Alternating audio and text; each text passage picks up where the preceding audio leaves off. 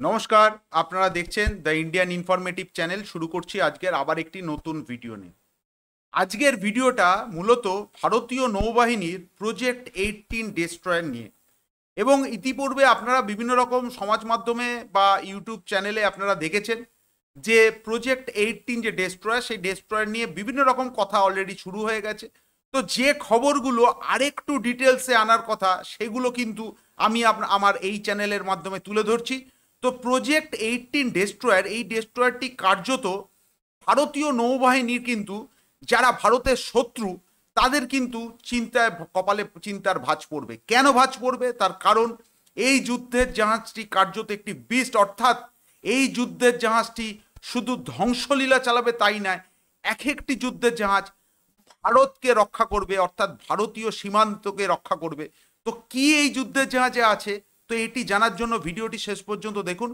ভিডিওটি যদি ভালো লাগে তাহলে অবশ্যই লাইক করবেন এবং আমাদের চ্যানেলটিকে সাবস্ক্রাইব করবেন। এই প্রসঙ্গে বলে রাখি যে ফ্রান্সের সাথে যে যুদ্ধের প্লেনের ইঞ্জিনের যে চুক্তি হয়েছে, অর্থাৎ ফ্রান্সের স্যাফরান যুদ্ধের প্লেনের ইঞ্জিনে অনেকটা এগিয়ে গেছে চুক্তি করার জন্য, কিন্তু এক্ষেত্রে এই যুদ্ধের জাহাজের ইঞ্জিনে কিন্তু ব্রিটিশরা ফ্রান্সকে কিন্তু অনেক পেছনে ফেলে দিয়েছে। কেন?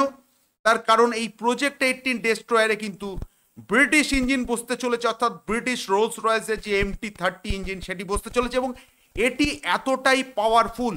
এখনো পর্যন্ত ভারতীয় নৌবাহিনীতে যত যুদ্ধের জাহাজ আছে মূলত সেই যুদ্ধের জাহাজে ইঞ্জিন বসানো হয় সেটি ইউক্রেনের, এবং পরবর্তী ক্ষেত্রে আমেরিকার জির ইঞ্জিন কিন্তু বসানো রয়েছে। কিন্তু এই ইঞ্জিনটি কিন্তু এই সব যে আগের যে ইঞ্জিনগুলো ব্যবহার করা হয়েছে তাকে কার্যত অনেকটাই পেছনে ফেলে দেবে এবং অনেক অত্যাধুনিক ইঞ্জিন বসতে চলেছে।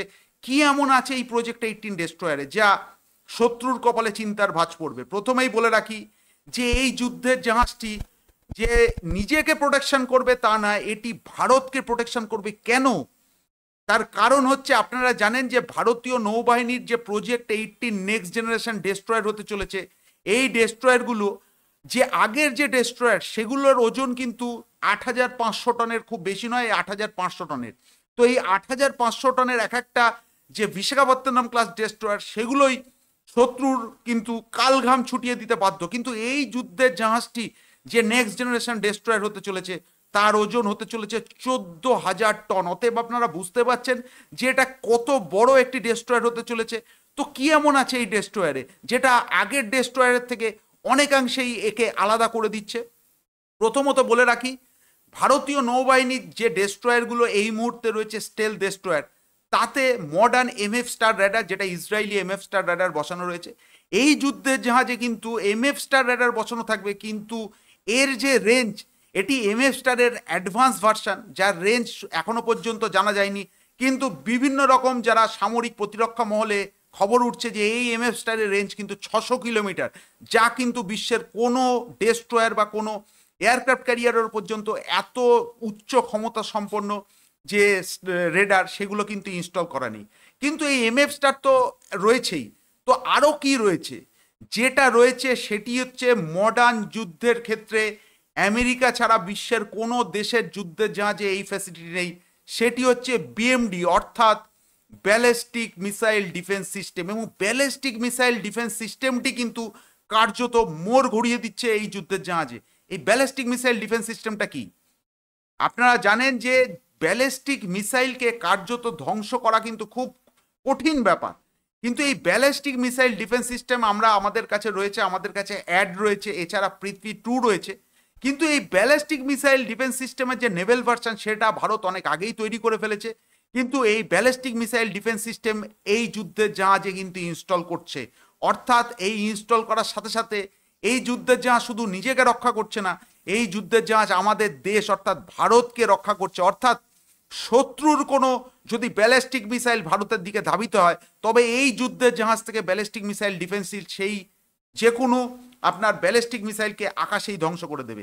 এখানেই কিন্তু এই যুদ্ধের জাহাজের কার্যকারিতা শেষ হচ্ছে না। আপনারা জানেন যে আমরা কিন্তু ভারতীয় নিজস্ব S-400 প্রজেক্ট কুশাতে যে মিসাইলগুলো তৈরি করেছি তার মধ্যে যে M2 মিসাইল, অর্থাৎ যার রেঞ্জ 250 কিলোমিটার, এখনো পর্যন্ত বিশ্বের কোনো দেশের যুদ্ধের জাহাজে 250 কিলোমিটার রেঞ্জের কোনো এয়ার ডিফেন্স মিসাইল নেই। কিন্তু এই যুদ্ধের জাহাজে কিন্তু 250 কিলোমিটার দূরে যে কোনো বস্তুকে সে আকাশেই ধ্বংস করে দেবে।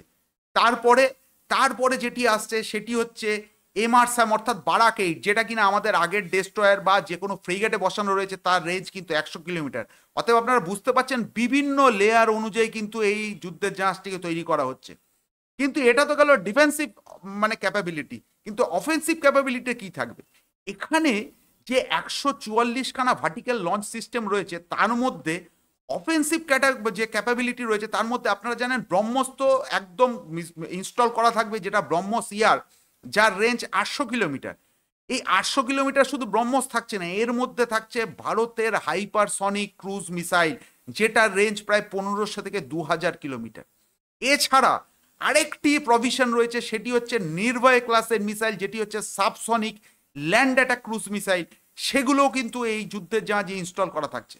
এবং যেটা কিছুক্ষণ আগে খবর পেলাম যে এছাড়া এই যুদ্ধের জাহাজের সামনের দিকে তো এই মিসাইল সিস্টেমগুলোকে লঞ্চ করা থাকবে, এছাড়া ভার্টিক্যাল ছাড়াও পেছনে ঠিক এমএফ স্টারের পেছনে যে 448খানা, যেটি হরাইজন্টালি কিন্তু ব্রহ্মস 2 মিসাইলের কিন্তু প্রভিশন রয়েছে, অর্থাৎ এটিও কিন্তু শুধু ভার্টিক্যাল লঞ্চ নয়, এটি হরাইজন্টাল লঞ্চ করার ফেসিলিটিও এর মধ্যে রয়েছে। তার পেছনে থাকছে কিন্তু যে সাবমেরিন ধ্বংসকারী টর্পিডো এবং হেভিওয়েট টর্পিডো এর মধ্যে ইনস্টল করা থাকবে। কতগুলো টর্পিডো থাকবে এখনো পর্যন্ত জানা যাচ্ছে না, কিন্তু ভারতের প্রিভিয়াস ডেস্ট্রয়ারের নিরিখে বলা হচ্ছে যে এখানে 8খানা মতন এখনো পর্যন্ত জানা যাচ্ছে যে সাবমেরিন ধ্বংসকারী কিন্তু টর্পিডো এর মধ্যে ইনস্টল করা থাকছে। কিন্তু তারপর এখানে শেষ হচ্ছে না, এছাড়া যেটা থাকছে সেটি হচ্ছে ভারতের যে মিডিয়াম রেঞ্জের যে এয়ার ডিফেন্স মিসাইল, সেটি হচ্ছে ভিএলএসআর স্যাম, যেটা কিনা আপনারা জানেন যে অস্ত্রকে আধুনিক করে নেভেল ভার্সন করা হয়েছে।